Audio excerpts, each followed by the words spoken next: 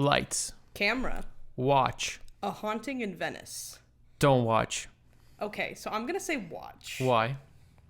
So, have you seen the other two of No, these I've not movies? seen the other two, and I know there are other twos, and I think it would have been a better idea for myself to watch the other two. It's sort of like watching The Glass Onion without watching, like... You didn't watch Knives Out? I did watch Knives Out. That's what I mean. Like, okay. I should have watched it and before I started this.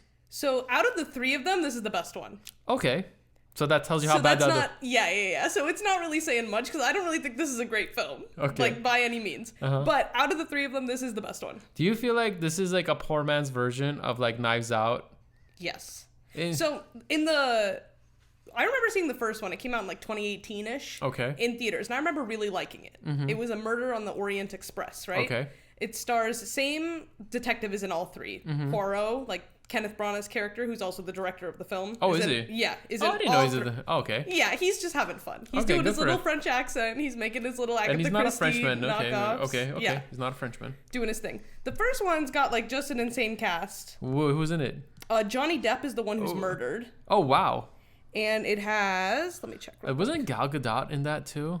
That's in the second one. Okay. So it has Michelle Pfeiffer, Johnny Depp, Josh Gad, Willem Dafoe, Judi Josh Dench, Gad, SNL. Daisy Ridley, Penelope Cruz. Daisy Ripley's in this movie? In the first one. I've only known that she's done Star Wars, but hopefully they let her do more movies. So that was the first one, and I remember really liking it. And then Okay. the second one came out like in COVID times. This one, like the whole cast got pretty much like canceled Why? before the movie came out. Because it stars Armie Hammer. Oh, wow. So that immediately is just like shut down. And then what's her face had like didn't want to marry was anti-vax or something in COVID times. I have no idea, but I saw Russell Letitia Brand. Wright. Okay, I don't know Letitia Wright, but I Yeah, saw and it's Russell got Brand. Russell Brand. So Oh, wow. that's rough. And the CGI, and so the second one is Death on the Nile, and it takes place on a boat In Egypt. in Egypt. Wow. And the CGI is a mess. Like you can tell that they never were on a boat, Okay. and they just like made the sky look way too colorful, and it looks bad. It looks really, really bad. Mm-hmm. This one is better, but not my bunch. So I rewatched Murder on the Orient Express like a couple days ago because I was like, I remember the first one being like pretty good. No, I think that was just like 17-year-old me being like, this is an incredible whodunit. It's not good. It's not good. So this is definitely the best one. But the other two are much more lighthearted. Mm-hmm. They have much more fun tones. Mm-hmm. This one, I thought I was winning by not doing a spooky movie with you because I genuinely did not think this was going to have like a single jump scare in it. Got you. So I was thoroughly disappointed. Why? There's a few moments. There's a few spooky moments. Yeah, and the other two are like not like that at all. Like very lighter tones, like not at all, no jump scares, no scary, like even the murder stuff is pretty light. Mm-hmm. And so the fact that this one definitely takes like more of a like horror-esque element, I really thought I was tricking you into not doing a scary movie with this, but there were definitely jump scares. There's a few of them, and you braved yourself in the AMC movie, and we made it out okay. It was fine. Yeah. It was pretty mild on the scare, but I was like, damn it. So, just like how like Knives Out, and I'm pretty sure it happened in the other two, is the detective, Hercules, his name's Hercule, right? What? His name's Hercule. The detective in Knives Out? No. I'm just talking about this movie. Oh, Poirot? Poirot, is that how you pronounce it? With a P, Poirot. Okay, forgive me. I don't know how to speak. Oh, I guess his first name is Hercule, but no one ever says that. They just call him like Poirot. I'm just looking up. Anyhow, so just like in Knives Out and like Glass Onion, like he immediately comes in and solves the whatever it is, like whatever issues they are, like these little plot mysteries, like he solves them. You know what I mean? It's like you did this and you did that, you did this and blah blah blah. But then like when I watch this movie and I'm like, look, it's gonna be one of those movies where you'll be able to figure it out just by paying attention to it, because how many people can really be doing this? And to me it felt like it was one of those more obvious movies where it's like, spoiler alert if you're watching this, it happens to be the mother that like killed her daughter. But I thought, were you suspecting the mother? You know what? I'm gonna be honest, as a man, I thought she was really attractive, and then she couldn't have done it. No, she could have never. So she's innocent. I just thought there was some other menacing factor. I kind of thought it was gonna be the nanny. Oh, really? Yeah, I don't know. She was giving guilty vibes. She was giving guilty vibes, but I feel like it's just like that Catholic guilt instead of actual guilty vibes. And she is kind of guilty, I guess you could say, but not really. Yeah, I mean, she didn't intentionally do it, but like, again, the mother's the one that's giving her like some type of opioid like drink that's hallucinative for her to like have these things. And that's the other part too, is like, when did she go like the daughter goes like mad out of nowhere? She seems like she was kind of fine when she was with her boyfriend. Yeah, so she's with her boyfriend. They break up. Mm-hmm. She moves back. During the breakup, her mom rips up the garden and plants the poisonous flowers. Mm-hmm. When she comes back, she's like heartbroken. Mm-hmm. So then her mom starts giving her the hallucinogen in her tea, and then she gets like progressively sicker and sicker, mm-hmm. which is making her go crazy. But they all just think it's the ghosts. Oh yeah, I know, it's so interesting. Like, we constantly think it's like some paranormal activity. Uh-huh. When it's usually, I mean, there's this analogy or this story, whatever it goes. Like, you've seen Scooby-Doo, right? Yeah. With Scooby-Doo, there's always like a monster or blah blah blah, always doing this like horrendous crime or like scaring people. Mm-hmm. At the end of the day, we discover it's just people. Yeah, always in a mask. Yeah. Sometimes it's Scrappy-Doo. Okay. Really? Isn't in like the first live action one? Isn't it Scrappy-Doo? I have no idea. I've not watched them. Oh, okay. Fair enough. I just know I have a crush on Jinkies. What's her name? Velma? Yeah. Velma has become the hottie. I like, to me, like, when people like talk about like Velma or Daphne, it's like, I'm team Velma. Move over, Daphne. Yeah, I always want to be like, it's always funny how Fred and like Daphne just, we're gonna go away for a little bit. I'm like, it's like, nope, they're in the mystery van. Wonder what they're doing in the mystery van. Anyways, side note, speaking of attractive people, Mr. Christian Grey was in this movie. Hell yeah, he is. He's a hottie. And like, I was shocked because I feel like this guy has kind of disappeared off the mat. No, he hasn't. Jamie Dornan? Yeah. I feel like he's been in a lot of stuff recently. What has he recently done? Well, he was in the last Kenneth Branagh film. Ooh. Really? Which was what? Belfast. Did you see that? No, I did not see Belfast. It was nominated for an Academy Award last year. Good for him. Like, Best film and best screenplay. Wow. Directed by Kenneth Branagh, also stars the kid in this film. Oh, really? As like the main kid, yeah. And then Jude Law plays his dad. Or sorry, Jamie Dornan, not Jude Law. Jamie Dornan plays the dad. Yeah, I just kind of feel bad for him because I feel like he signed up for something that he will never, like, he really has to rebuild his resume. It's like, imagine if someone came up to you, it's like, here's a No, he made so much money on those movies for just like being hot. Like, he's definitely does not like regret that. Are you kidding? I wonder if he's single. Is he single? Probably he's married. Not. He's married and with child. Well, has a child. So I'm just happy that he has like a happily ever after. Because I felt like he would be like that like sex symbol guy that like got branded. Not to like make fun of him or like something like that, but like Robert Pattinson. You know, like he was Edward from Twilight. Yeah. But then he did like a bunch of like. Now he's the fucking Batman. He's Batman. And by the way, congratulations. Twitter has told me, or X, that apparently his wife or girlfriend, Suki something, is preggers. No way. Yes, you heard it here I'm first. I'm looking it up. No way. And ladies and gentlemen, you heard it first here on Lights Camera Watch that she's pregnant. I'm kind of rooting for them though, so that's kind of precious. Why?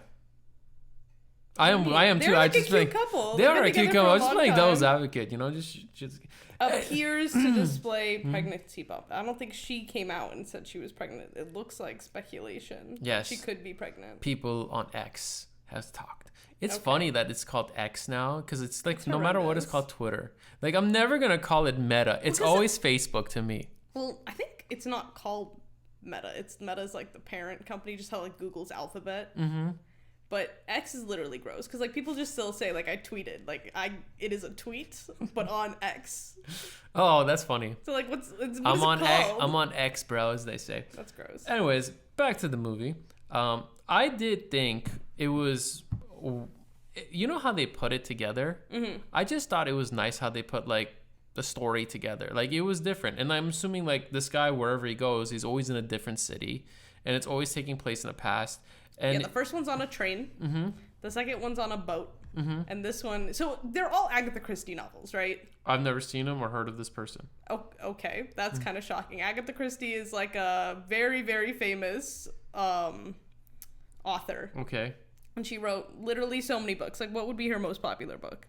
I'm not sure, but Agatha Christie, let's highlight her. She's written 66 detective novels. Yeah. I want to highlight this, and I always like talking about it because it's very critical for the industry. This movie cost $60 million to make, and it's grossed $120 million in the box office. Mm-hmm. So I'm like, you can make movies cost less, entertain people, and like, you know...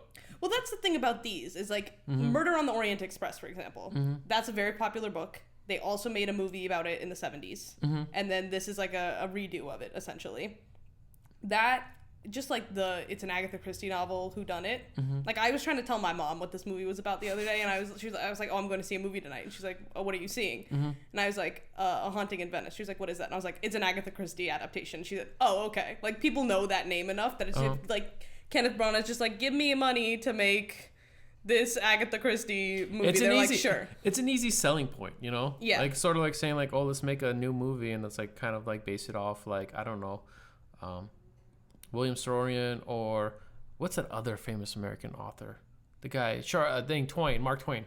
Like, let's make it to Mark Twain book, you know? Yeah, like, it's easy money for the studios to be like, yeah, that's a safe bet. People will go see that. So, if I'm not mistaken, this one is based off the book Halloween. Halloween. Yeah, it's called Halloween. Like, her book is called Halloween, and this is the story from it. Yeah. By the way, this is supposed to be our Halloween episode. It takes place on Halloween. Yeah, it does take place in Halloween. It is a Halloween film. You know what they couldn't call the movie Halloween. Yeah, you know what I mean? Yeah. Yeah, because they're gonna think that whatever killer comes out. Who's the killer in Halloween? Michael Myers. Michael Myers. Okay. Yes, Michael Myers comes out. By the way, the one with Jamie Lee Curtis? Yes. And it's amazing how that movie has gone on for so many years. Didn't they make like a new one that was really bad and they like killed Michael Myers? He apparently dies in all of them, but like this guy's the GOAT. He's like unstoppable. Like I don't know why people don't try to find him and try to like recruit him to be on an NFL team or something like that. Like the guy can't be stopped. Have you seen the memes of him and just like running into and like throwing people against the wall and just running into like gang them? I can't say I search for Michael Myers content. It just happens, you know. Okay. But the movie overall, I think it was entertaining. It needed more Michelle Yeoh. Oh yeah, poor Michelle Yeoh. Well, also like in the first one. Oh, so in the second one, Gal Gadot gets murdered. Really? Yes. The first one, Johnny Depp gets murdered, and this one, Michelle Yeoh gets murdered. The second one, I can't say I wanted more Gal Gadot, but the other two, it's like, you got Johnny Depp, like, put Johnny Depp in your movie. Same with this, you got Michelle Yeoh, like, let her cook. Did they all die in, like, a weird, like, unusual way, too? Like, because Michelle Yeoh literally got pushed, and, like, she fell into a statue's arm and, like, got... The first one, Johnny Depp is... Spoiler alert, is stabbed by every single member of the train. They all did it.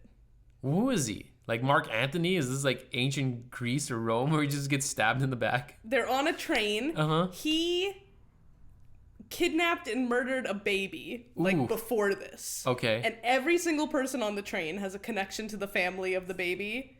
So Poirot is like, it could literally be any single one of you, and surprise, it's all of them. They go into his train car in the middle of the night and each take a turn stabbing him. So he's like found stabbed 12 times in like his car. The second one, I think she's poisoned on the boat because they want her money. Like Armie Hammer is engaged to Gal Gadot, I think. Wow. And he wants to be with someone else. I don't really remember the plot of this movie as much, but I think that she's poisoned. No, she's shot. She's shot? In her sleep. I think that makes sense. Something in her sleep. She didn't do her Wonder Woman. And then in this one, she dramatically is stabbed from like the pole. By the way, Armie Hammer. You know he's like selling timeshares in like Panama or God knows somewhere else. Yeah, you can't get a job in Hollywood. You gotta adapt. Man, he like fucked up. Like, is it true? Like he was just like biting or eating people's meat or something like that? So, yes. I don't know the cannibal rumors. Okay. But needless to say, he was saying some creepy things to women about eating them. Why? He is a good-looking man. Yeah, but he has money. Like, I don't understand. He's really good too. Like in The Social Network, and like Call Me by Your Name. Like he's very good. He's in the movie like The Man from U.N.C.L.E., where they have like the two hottest guys. Like they have what's it called? What's his name? Henry Cavill. Oh. And they have I was thinking Wolverine. No, like, no. What are you doing? You know, I did the thing because remember we were talking about you like the armed reloading. That's the only thing I know about him. How do you not know anything about Henry Cavill? Yeah, man. Because I haven't seen any movie he's been Henry in. Cavill, man, he's Superman. Like, he's the best. He's such a wonderful person. I saw they're trying to cast him in Marvel now or something like that. To be in what? There was like a couple options. I don't remember what they were. It's just not gonna work out. I just feel like this is the guy that's had bad luck, but like he's also like everybody. They're screwing him over. He's big time. No, it's not Marvel. They're thinking of Marvel, but he's in consideration to be Bond. Really? Yeah, it's like down between him and like Aaron Taylor Johnson. See, Aaron Taylor Johnson is like if you choose him, you got to go towards a young path of Bond. You know what I mean? But he's also going to be Kraven the Hunter. You know what I mean? Have you seen the trailer for Kraven the Hunter? Yes. It's bad. It doesn't look good. All the Sony Marvel movies don't except for the animated one. That one bangs. Yeah. But I didn't see like Venom, even though I love Spider-Man. I was like, I don't really care. Even though I love Tom Hardy, yeah. I was just like, this doesn't look good. No, they just don't know what they're doing. Absolutely. They should just sell the property. Okay, well, honestly, Marvel's fucking up these days too. So like, if they sell it back, it's even like screwed. A lot of them are messing up, and it just doesn't help them. That someone needs to step in and intervene, or they just need to stop this. I hope like the industry in general just goes towards like a 90s, like, look, none of these big names, let's just do a bunch of indie movies. And like everything will be fine. And it kind of is, but then also like shit, like the Five Nights at Freddy's movie made like a ridiculous amount of money. $80 million. Apparently. Well, you have to understand that if you were the age of like, I don't know, 8 to like 25, that game is like a big deal. Yeah, my cousin went and watched it, and I asked him, "How was it?" He's like, I heard it's bad. It's bad, but they enjoyed it because they grew up with it. They had the inside joke. It's sort of like for us, for me, because not us, because we're millennial. And I hear you guys are like called the Alpha or what? Okay, I'm in the Gen Z cutoff. First of all.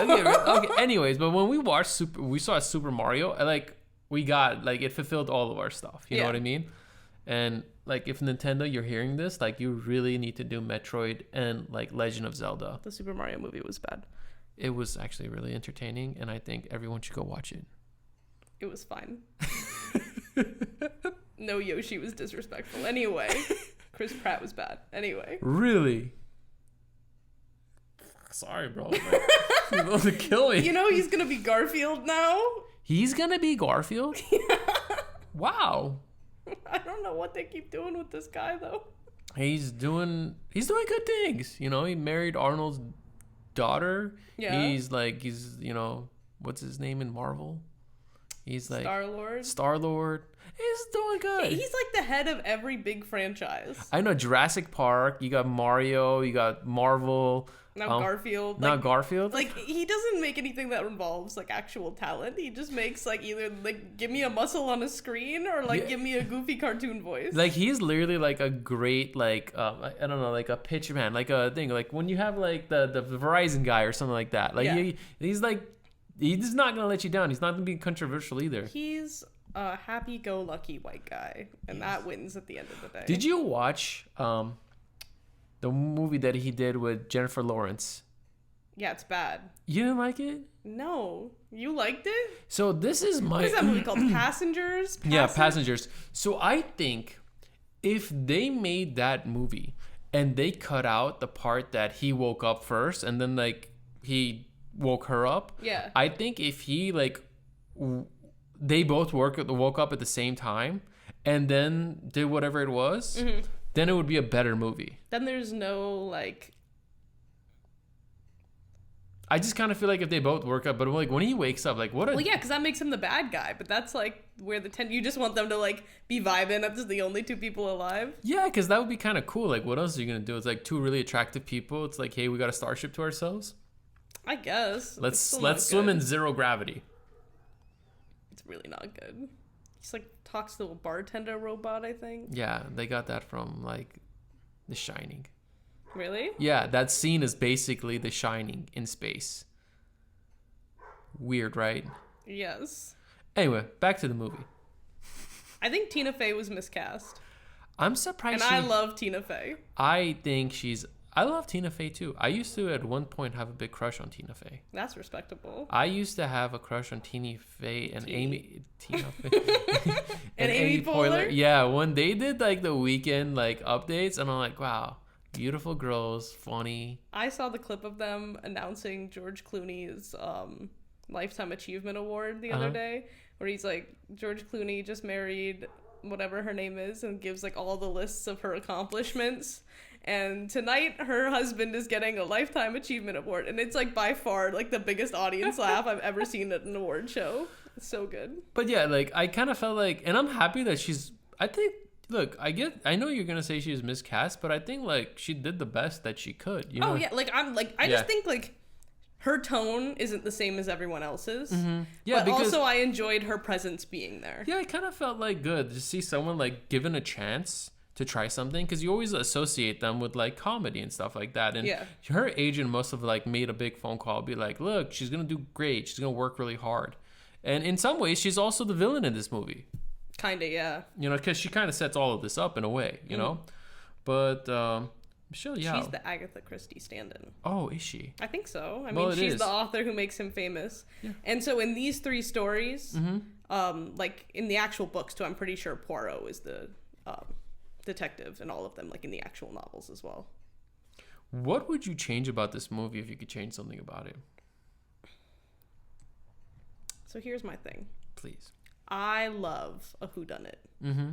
Almost every single whodunit I've seen is not very good. One of my favorite movies of all time is Clue. I've never seen Clue. We should do a Clue episode. Okay. Clue is so good. It is so good. It is like what I want every whodunit to be. Then there's the Knives Out movies, which I think are very fun. I do like them. Mm-hmm. I prefer Glass Onion, which is like a controversial take. But I just feel like Chris Evans is so obviously the villain in the first one that it's like... Did you? Yes, that it's like not hard. And I didn't know that going in. And I was just like, I feel like it's Chris Evans. And then it was Chris Evans. And I was like, well, yeah. Does he have an iPhone?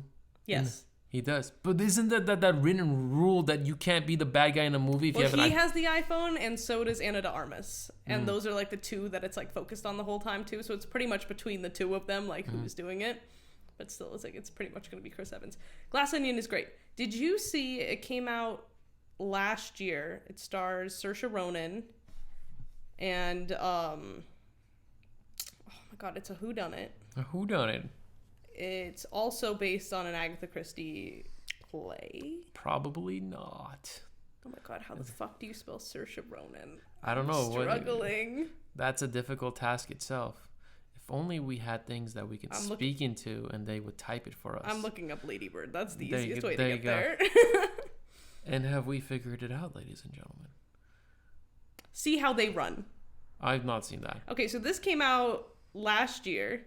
It stars Sam Rockwell, Saoirse Ronan, Adrian Brody, Harris Dickinson, and like a bunch of other people. There is no reason that this movie shouldn't have been good. It looked so good. It came out and I was like, why was that so absolutely mid? Like, I don't know why it's so hard for these people to make like a decent whodunit. Now, that being said, I do not think these movies are good. But I think this one is the best one because like it's actually like, I feel like the sets were practically done. Yes, they actually were there in real life. I felt, as much as sometimes the camera choices were like weird, like there were some like weird angles. Yes, I don't know why they did that. I thought they were trying something. I did like all the like the camera's following him shots where he's like looking at it like hallucinating, which we realize later. I thought all of that was good, and I thought that like the cast is good. There's like good stuff in here, and at the end of the day, I didn't know, frankly, who done it, and like you can watch the things. So like I don't think this is absolutely horrific. I did not enjoy the spooky elements, but that being said, that's my personal taste. You can comment on if you thought they were good spooky elements. I was just upset they were happening. I thought they were like pretty like. I didn't get scared, but I just thought it was a solid thing they did. You know what I mean? It's not like other movies that I've watched. You don't watch scary movies, but like there's movies like called Smile or Barbarian. Those movies have some moments like fuck. Like Smile has some moments that like geez. But This one, I just thought, you know what it is? It's just like a regular movie that you would have. Like, I guarantee if this movie... This is a solid 3-star film, you know? If this came on Netflix, it'd be the number 1 watched movie. It did just come out on a streaming service, I think. Did they? I don't think it's on Netflix. But, like, it's probably going to do, like, solid watching. I thought it was, like, decent. Yeah. I thought it was fine. There's nothing really to write home about, like, on it. Like, Poirot's retired now. Doesn't really want to do any detective cases. He gets tricked into doing this one. Turns out, like, he can see the spooky lady as well as the child, but nobody else. Is that because he's hallucinating? Is that because death follows him, as they, like, want to say? I don't know. I was upset they killed Jamie Dornan. That's disappointing. Mm-hmm. Poor Jamie Dornan. Like, he died in, like, such a, like, sad way. You know what I mean? That's really sad. Like, it's... I understand, like, Michelle Yeoh getting, like, pushed over, but, like, he had a kid, you know? And he wasn't even the one doing the blackmailing. I know, that's messed up. Anyhow. They should have watched her more carefully in the house, the mom. There's no camera. Also, please. They're in a, like, they have established from the beginning, bad things happen in this house. Mm-hmm. This is a haunted house. There are dead children trying to kill. Why did they have a bunch of kids there in the beginning of the movie? Because it's Halloween and spooky weird, right? And, like, the kids want to go to the one house that people die and kids get murdered. You know what was actually really cool about this movie? You know that, like, the light show or whatever, that, like, puppet show, whatever. That was pretty cool. I like that part of it. I want someone to make a movie like that. Like a very low budget, like, movie like that. That would actually be really cool. I think it'd be very different. And, like, even if you, like, made like $20 million, you would probably rake in a fortune. Mm-hmm. But they say in the beginning, like, the souls of the kids want to kill doctors and nurses, and, like, he's a doctor, and so was Michelle Yeoh's character or whatever. And they're all not together in this house. They're all just, like, in their own rooms. Like, that is a recipe for more murders to happen. Yeah, I just don't get it. Like, why can't we all just stick together? That's what I'm saying. That I will, like, when the apocalypse happens or the zombie thing happens or whatever is supposed to happen, like, we've watched plenty of movies. We've seen plenty of stories. In other establishments, it, like, makes more sense for people to roam, like, freely. But in this, like, they've established bad things happen in this building. They should... Can't we just tear it down? Right. Just tear it down, turn it into a park. She's trying to sell it by as cheap as possible. I would get like it off her hands. I would like to talk to a real estate agent because, you know, maybe there could be a deal worked out. I like that. Very sad that the dad died for the kid because he deserved more. Mm-hmm. But I like that. What's her name? The nanny took the kid and raised it, possibly. And I didn't really understand the situation with Michelle Yeoh's helpers. Yeah, they just need to go to America for some reason, but they're not American. They go to Missouri. What's in Missouri? They never. They really watched the movie. They watched that movie. Remember, he's like, "Oh, we watched a part of this movie, half the movie, because it's after like World War II or something like that." And they literally sometimes. Oh, so they just want to go to Missouri? Yeah, because they saw this movie. I forgot what it was about. Like, it was an old timey movies. Like, it just takes in St. Louis. Takes place in St. Louis. But yeah, I thought it was fine. It was fine. It's like, other than Knives Out, is like one of the better whodunits we've gotten recently, which just and it had to be with that ensemble cast. If that would have like failed, someone recommend me some lighthearted whodunits. That would be appreciated. Yes, please. D is specifically looking for some stuff. I'm gonna watch. I almost watched it today, the original Murder on the Orient Express, before this conversation, but I didn't get around to it. Because I heard that one's very good. I take your word for it. But you know what is probably gonna be really good? Priscilla. Oh yeah, that's exciting. And we're watching that tomorrow. Yes, sir. Hopefully, because I've not seen anything about the reviews. I just think that it's going to be a unique aspect when we compare this to Elvis. Yes, I hope it's done well because it's like the delicateness, like the tricky side of the Elvis story, right? Mm-hmm. But I think Sofia Coppola has good hands for it to be in, and I think it's going to be good. I hope so too, because she did like the Marriage Story. No, who that's Noah Baumbach. Okay, that's the one. That's Greta Gerwig's husband. Oh, okay. Or partner. I don't think they're technically married. She did like Lost in Translation. Mm-hmm. She did. It's okay if you don't remember. I literally can't think of a single other movie she's done. What's the one with Kristen Dunst? I don't know. Kirsten Dunst. I have no idea. Marie Antoinette. Ooh, Let Them Eat Cake. One. Did not watch that either. She made like a weird Apple movie with Rashida Jones within the last couple of years. No idea either. On the Rocks, I think is what it's Didn't called. see that either. I can't say I know most of it. But you know what I'm going to also see next week? Huh. The Marvels. Gross. It's going to be terrible. It's going to be really bad. I literally told, like, I don't know why they're doing this. Because I don't know what's going on in Loki. I'm telling you, I jumped off. I just the other day, I needed something in the background. I was like, whatever, I'm going to put on Loki season 2. Spoilers alert. Tell us what happened in Loki. In the original one? I know what happens in the original one. What's happening in the season 2? Oh, I think they just reset the timeline, perhaps. How did they reset the timeline? Are you watching it? No, I want you to tell me. Okay, so they're only like 4 episodes in or whatever. And they reset everything? Something. They pull back an old Jonathan Majors before he's like... Becomes Krang? Yeah, before he's like the man at the end of the world, uses his inventions with Kiwi Kwan to try and fix the exploding timeline because the machine that keeps like the TVA, which is their weird association there, can't handle all these like splits now that they exist. So they like kill off all the splits almost, but then it starts resplitting. So then they try to make like a mechanism to like hold it in. And then as they try to put the mechanism on, just everything turns white and like explodes. And then it's like the end of the episode. It's not very good. Everybody's saying it's terrible. I like Kiwi Kwan though, and he's good in it. Put him in everything. I love him. You know what's funny is I've been watching some like reviews on Loki. Mm-hmm. And I don't know if these people that do podcasts or do these YouTube videos, like they get paid by the studios to say nice things about it. But we're independent. It's not unwatchable. Okay. And this is I like how you grabbed your mic. It's not. I'm like upset with the Marvel content right now, and everybody is. And I haven't even been slightly intrigued to even check out the last like 6 shows. But when Loki season 1 came out, I thought it was good. Mm-hmm. So I was like, whatever, we'll see what's happening. It's fine. It's just fine. I just like the Jonathan Majors thing is a problem. I don't know how this became a Marvel episode, but like it's not. But like The Haunting in Venice, how much can you really talk about it? You're absolutely right. I love Jonathan Majors, by the way. I fucking love him. Yeah, but he's gonna get fucking what? Well, you know what's happening with Jonathan Majors? All I know that there's a allegation against him. Yes. And the person that had these allegations has kind of fled the scene. Oh, okay. I didn't. So I assumed it was pretty much like he's done it and he's gonna get arrested. No, there might be the opposite. Like you think so? I don't know. Because I know Marvel won't do anything until like it's happening, but like they really framed the rest of this shit around him. I know, like he was supposed to be the next Thanos, like really. Yeah. And he was fantastic. He's very good. He's a great actor. Like everything that he's done.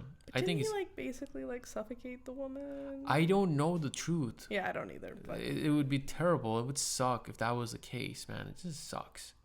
So I don't know what they're gonna do, but they like pivoted villains kinda, and now like the lady that I couldn't tell you her name, like Ren Slayer, I don't know her name. She's like kinda behind it now. I don't know. And the clock lady thing is evil. I don't know. So have you seen She-Hulk?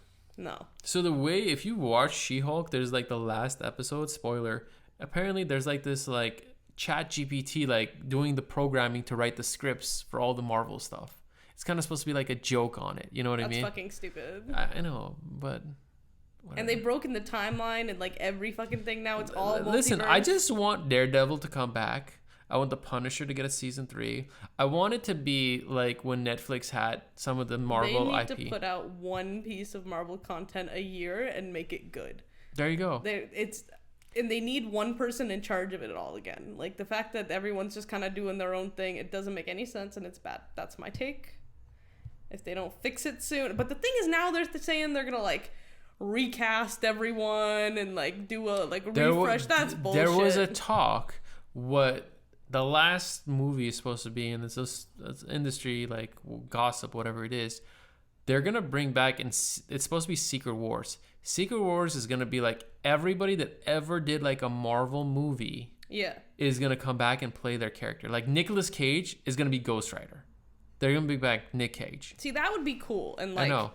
People really just like once you got Downey gone and you got like Chris Evans gone and all that shit. Like it's hard. Like they're I the understand. Trinity. You can't replace. They're the most like iconic superheroes. But they're like now they're putting everything on these like children that like we have no emotional attachment to these characters. Well, they didn't build them properly because the MCU gave us years before they, like they shove these guys down our throats. Yeah. And they're like, oh, we're going to put them in a movie together. I'm like, I don't care. Like, it took like 5 movies. Even Captain Marvel, like now talking about like the Marvels, Captain Marvel was the first Marvel movie I think that came out that I was like, that's not very good. But it still made a ton of money. That's sad. Because that was in like the high point. Like they hadn't had any misses yet. Yes. And then that movie came out and I feel like everyone was like, I don't really know about that one.